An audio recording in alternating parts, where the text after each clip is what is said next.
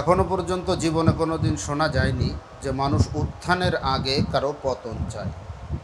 কারণ মানুষ উত্থানটা দেখে, উত্থান হয় এবং তারা তারপরে অতিরিক্ত পরিমাণে যখন খারাপ কাজগুলো করে তখন মানুষ তাদের পতন চায়। কিন্তু বিএনপি এমন একটি দল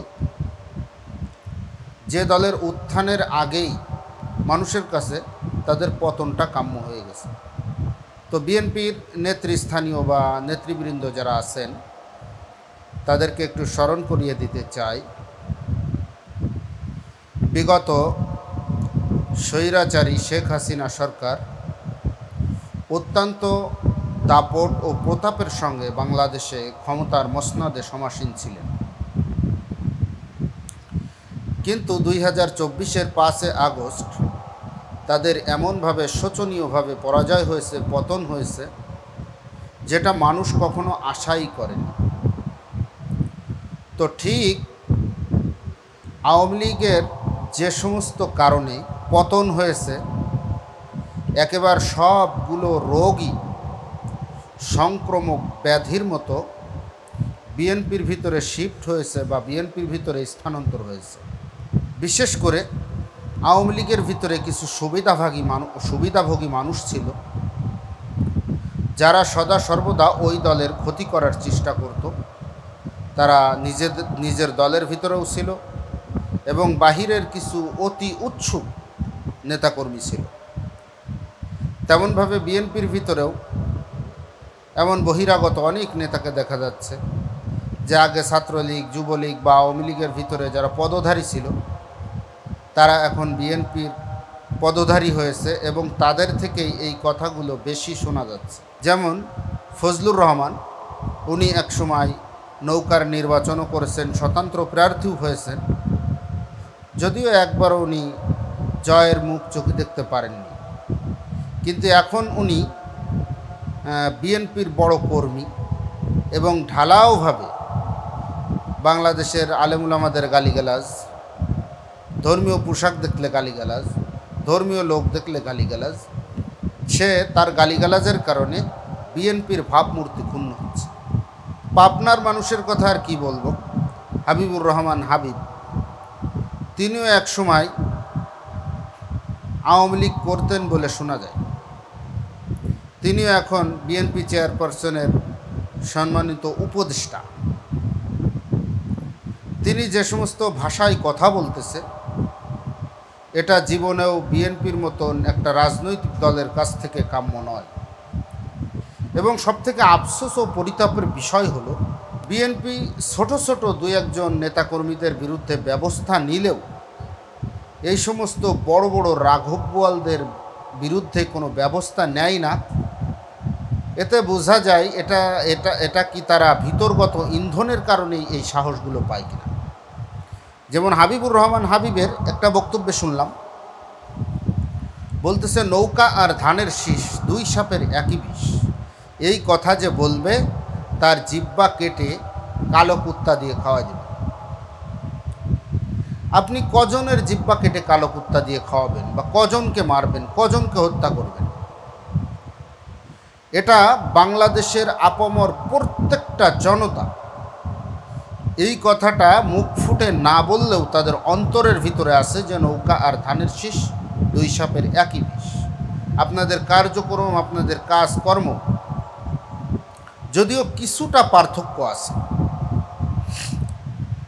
আওয়ামী লীগের সঙ্গে বাংলাদেশের যারা মূলধারার উলামায়ে কেরাম তারা কেউ ছিলেন না, কিছু বেদাতি মাজার পূজারী, এরাই ছিল আওয়ামী লীগের সঙ্গে।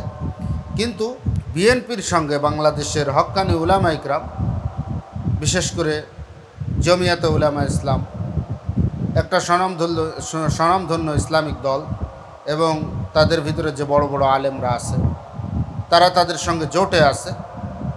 সেহেতু আমরা বিএনপির কাছ থেকে এরকম কথাবার্তা আমরা আশা করি না। আর এক জায়গায় দেখলাম এক নেতা বলতেছে যে দাড়িপাল্লায় ভোট দিয়ে কেউ বিএনপির হাত থেকে নিরাপদ হয়ে বাড়িতে ফিরে যেতে পারবে না। তো এটা হলো ক্ষমতায় যাওয়ার আগেই এই হুমকিগুলো। ক্ষমতায় যাওয়ার আগেই সিলেটের সাদা পাথরগুলো একেবারে খেয়ে শেষ। কি এমন এক আজব ক্ষমতা আল্লাহ পাক তাদেরকে দিয়েছে যে তারা পাথর খেয়েও হজম করতে পারে। এক আশ্চর্য ক্ষমতা তাদেরকে দিয়েছে। এমনভাবে প্রত্যেক জায়গায়, প্রত্যেক গ্রামে গ্রামে, প্রত্যেক ওয়ার্ডে ওয়ার্ডে, প্রত্যেক ইউনিয়নে এমন ভাবভঙ্গি হয়ে গেছে যে ওই ইউনিয়নের মাথা ধরা বা ওই ওয়ার্ডের মাথা ধরা বা ওই এলাকার মাথা ধরা যে সমস্ত বিএনপির লোকজন আছেন বা বিএনপির নেতারা আছেন, বিশেষ করে যারা আগে ত্যাগী নেতা ছিল, এই সমস্ত ত্যাগী নেতারা এখন যেন ওই এলাকার প্রভু হয়ে গেছে এবং ওই এলাকার সমস্ত মানুষকে তাদের দাস হিসাবে পরিগণিত করতেছে বা তাদের দাস মনে করতেছে। কিন্তু এটা মনে রাখবেন, শেখ হাসিনা সরকারের 2024-এর 5 আগস্টে এইভাবে শোচনীয়ভাবে পতন হবে এটা যেমন মানুষ আশা করেনি। আশা করা যায় তাদের মানুষ দেখে দেখে শেখে। আশা করা যায় যেভাবে শেখ হাসিনা সরকারের পতন হয়েছে, এটা পতন করতে তো 15-16 বছর সময় লেগেছে, কিন্তু ওই একই ধরনের কাজ যদি আবারও হয় তাহলে আমার মনে হয় 15-16 বছর না, 15-16 ঘন্টার ভিতরেই ইনশাল্লাহ বাংলার জনগণ যারা এরকম ফ্যাসিবাদী চিন্তা ধ্যান ধারণা নিয়ে তাদের অন্তরের ভিতরে লালন করে, অবশ্যই অবশ্যই 15-16 ঘন্টার ভিতরে তাদের পতন ঘন্টা বাজিয়ে ছাড়বে। এর জন্য বিএনপির যে সমস্ত নেতৃস্থানীয় লোকজন আছেন, বিশেষ করে একটা কথা বলাই যায় যে আগে ঘাপটি মেরে বসেছিল, অনেক নেতাদেরকে দেখতাম আগে ঘাপটি মেরে বসেছিল।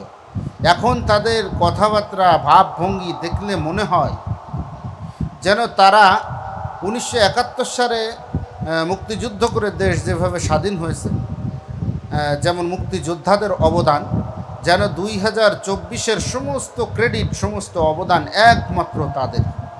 অথচ তারা কোথায় ছিল, কেমন ছিল, তাদের আন্দোলনের ধারাবাহিকতা কেমন ছিল, বা তাদের আন্দোলনের জোশ কেমন ছিল, বা তাদের আন্দোলনের জোর কেমন ছিল, এটা বাংলার মানুষেরা সবাই জানে। সব থেকে একটা কথা সর্বশেষ বলি, মনে রাখবেন, গণভবনে আন্দোলন কিভাবে করতে হয়, রাজপথে আন্দোলন কিভাবে করতে হয়, এটা বাংলার মানুষ কিন্তু শিখে গেছে। ফ্যাসিবাদের শিকড় কিভাবে উপড়াতে হয় এটা কিন্তু মানুষ শিখে গেছে। মানুষকে নতুন করে আর শেখানোর কিছু নেই। এর জন্য আপনারা যদিও মনে করতেছেন আপনারা বিরাট বৃহৎ একটি দল, তো আওয়ামী লীগও কম বৃহৎ দল নয়। আওয়ামী লীগ এবং বিএনপি একেবারে তাদের জনপ্রিয়তা বা তাদের সমর্থনের ক্ষেত্রে একেবারে সমপর্যায়ের একটা দল। যে যত খারাপ কাজ করবে সে জনগণের কাছে তত পচবে, জনগণ তত তার থেকে দূরে সরে যাবে। আওয়ামী লীগ খারাপ কাজ করেছে, জনগণ তার থেকে দূরে সরে গেছে। সামনে বিএনপিও যদি এরকম খারাপ কাজ করে তাহলে জনগণ তাদের থেকে দূরে সরে যাবে। এর জন্য আপনাদেরকে কথাবার্তা বলার ক্ষেত্রে কথা কত বলবো, কথা অনেক কথা, দু একটা বহিষ্কার করতেছে দায়ী সারাভাবে, কিন্তু যাদেরকে বহিষ্কার করতেছে এই সমস্ত কথাবার্তা যারা বলতেছে তাদেরকে দল থেকে বহিষ্কার করে এবং তাদেরকে আপনারা নিজ দায়িত্বে গ্রেফতার করিয়ে দেন, তারা জেলখানায় থাকে। ইনশাআল্লাহ জনগণ আপনাদেরকে ভালোবাসবে।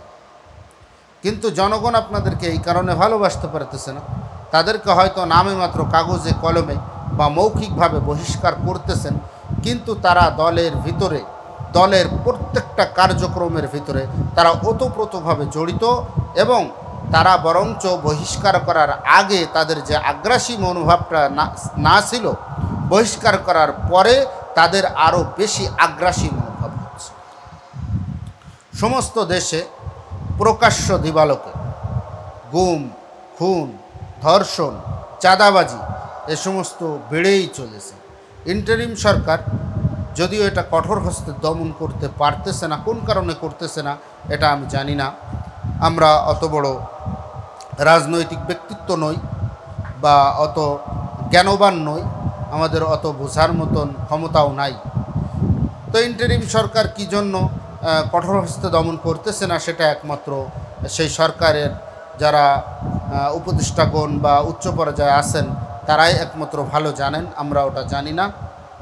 তবে ইনশাআল্লাহ এটা মনে রাখবেন, ইসলামের প্রতি, ধর্মের প্রতি বাংলাদেশের ভিতরে যদি কোনো প্রকার আঘাত আসে, তাহলে ইনশাআল্লাহ বাংলার আপামর জনতা এটা কখনো সহ্য করবে না এবং এটা শক্ত হাতেই দমন করবে এবং রাজপথে আন্দোলন তীব্র থেকে তীব্রতর হবে।